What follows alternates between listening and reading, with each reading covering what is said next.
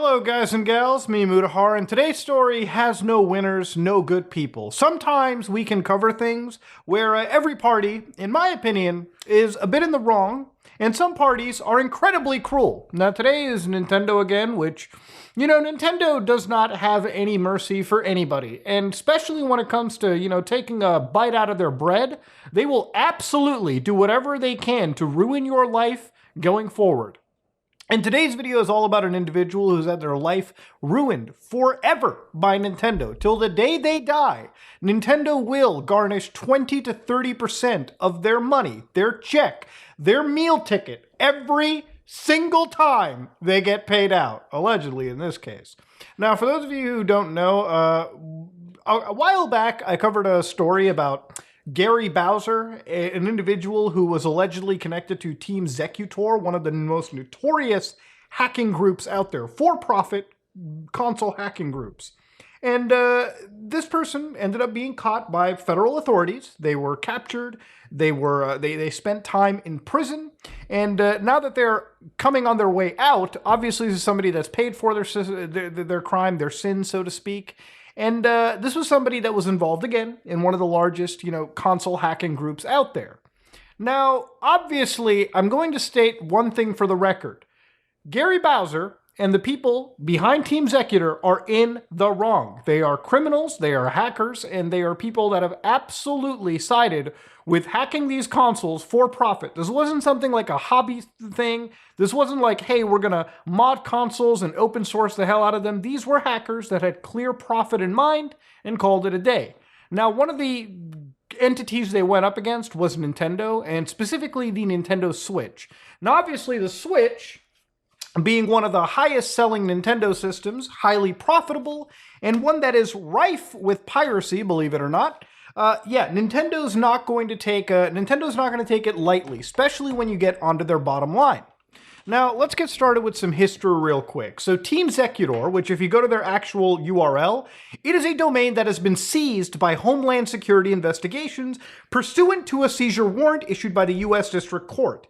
Now, of course, this domain, if you go into the Wayback Machine, they were behind SXOS. The ultimate solution for jailbreaking your Nintendo Switch has arrived. Now, for anybody on the outside looking in, you're like, oh, it's just there to help hack the system.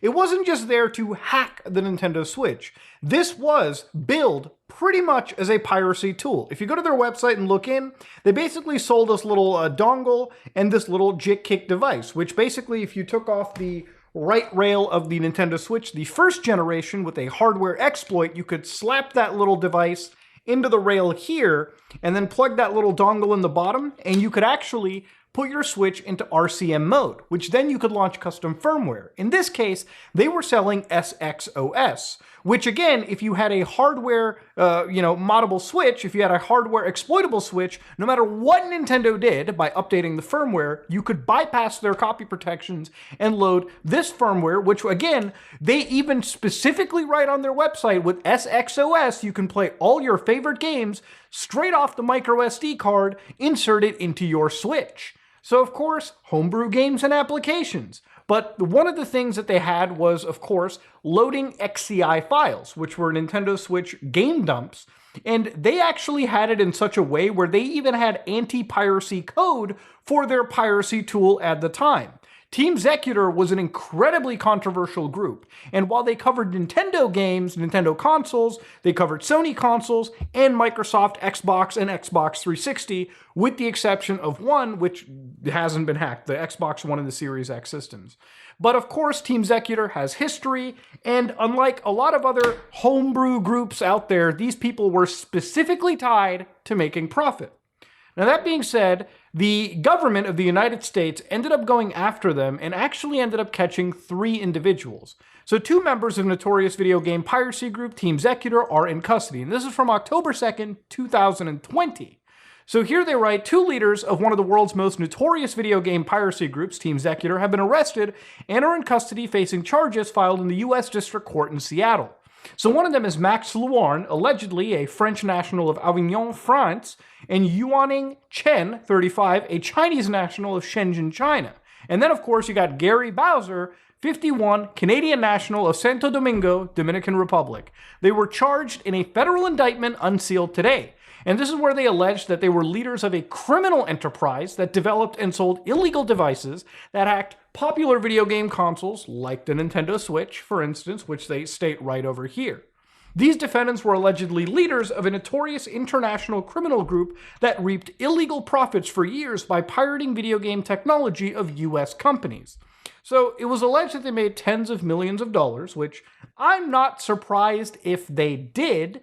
It was interesting enough that they had, run this company, they had made millions of dollars, and again, this is across the entire board.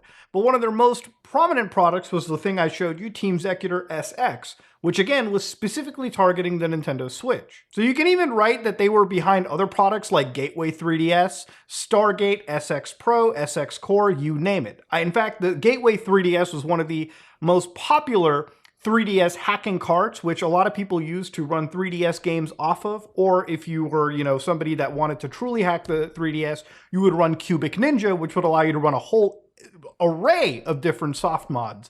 Now again, hacking a 3DS is incredibly simple, but back in the day, this was a primary piracy device that was offered. I think one of the most interesting aspects for me looking into Team Xecuter products, if you ever lived in Toronto like I did, then you know of something called Pacific Mall, which basically is a mall in Markham, which for years when I was growing up, every other year they would get raided by the RCMP Federal Division, the Federal Police, basically the Feds of Canada. And when the Glowies raided them, they would literally have a bunch of these carts. They would have pirated games, pirated DVDs in the millions of dollars just sitting around in their store. And they would just get raided. And I'm pretty sure they would pay some fucking fine, or they would pay somebody off in the government, and then they would just get back right to doing the piracy world. Now again, I haven't been to P Mall in a while, but again, this is just one of those things that immediately hits me straight home. And again, just to make sure, the charges that they are indicting here are merely allegations. Again, these people are innocent until proven guilty, and that was from 2020 at the time. Now again, they were really going for the idea of circumvention devices, which again is apparatus or software designed to bypass, avoid, remove, deactivate, or impair a technological measure that would protect work. So again, their product literally was designed to bypass Nintendo copy protection, Xbox copy protection, PlayStation copy protection, so people could pirate, dump, and share those games around. Unlike other groups, these people were absolutely designed for, again, modding these devices for nefarious purposes. Now, the thing is, there are a lot of people that were behind Team Xecuter, but the thing is, whenever you're dealing with piracy cases like this, any company involved and the police that are involved, usually they're only able to capture like a handful of people, maybe one or two. And whoever they capture basically becomes a lightning rod for the entire group's criminal penalties. And that person is the one that they're going to make an example out of. Now, Gary Bowser, who apparently claims now that he was mostly a public relations kind of person, never was a developer, never was the ringleader, and in fact, out of the tens of millions of dollars, he maybe only saw a fraction of that. So right over here in one of Nintendo's follow-up fines, where Gary had to initially give back $10 million plus $4.5 million on top of that fine, all to Nintendo. So it ended up being totaling to like 14.5 million. So of course here even Nintendo in another case actually mentions that including in this district and has also operated a number of accounts on blogs. This is related to Gary Bowser, known as Gary Opa, Gary Bowser. Defendant will often take the content that he has posted on Team Xecuter websites under the name Team Xecuter and post the same content to his own site and third-party sites under the alias Gary Opa, showing that he is the illegal operations frontman, and demonstrating that he frequently had control over the content of the websites. So again, they're kind of going on and bringing the allegation that yes, this person's a public relation person, but they're also pretty high up in the chain of command. Defendant has been a leader in a hacking and piracy community targeting Nintendo intellectual property broadly for many years. And that's true. This goes even beyond the Switch. This goes all the way back to the Nintendo DS in 2004 when they were dealing with R4 cards. The defendant is also known to law enforcement. Defendant was charged in Canada in 2008 in connection with this elaborate operation involving counterfeit Nintendo video games and modification of Nintendo video game consoles. And late last year, defendant was indicted by the U.S. Attorney's Office for Western District of Washington for inter alia trafficking in circumvention devices. Now, Gary Bowser wasn't just, again, to understand your lover of modded consoles. This is somebody that had an in with, again, one of the most notorious hacking groups ever. If there was ever a case of fuck around and find out, this is the case. This is the situation right here. Now, of course, Gary Bowser, who is, from what I understand, still actually in prison awaiting release on good behavior and returning back to Canada, the actual closest thing that we were able to see of him was on Nick Moses' podcast, where he was basically talking with Gary Bowser, who is still actually wearing this jumpsuit from prison, discussing what they actually owe to Nintendo. And apparently what Gary Bowser has said is, this $14.5 million judgment that is basically brought onto him is something that he's going to be having to pay off for the rest of his life. Between 25 to 30% of his money will be docked at any payment and garnished to Nintendo. So $14.5 million is garnished by a multi-billion-dollar company. And being that he was in prison for this time, and he was working odd jobs in prison, which may as well be the payment of slave labor, he was only ever to pay off $175 out of the $14.5 million that he owes.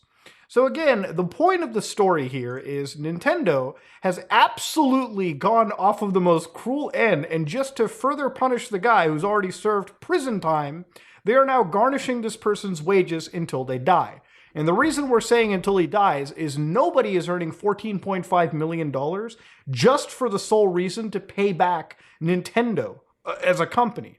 Now again, this shows you how far Nintendo goes in the US legal system to absolutely deliver a sufficient punishment.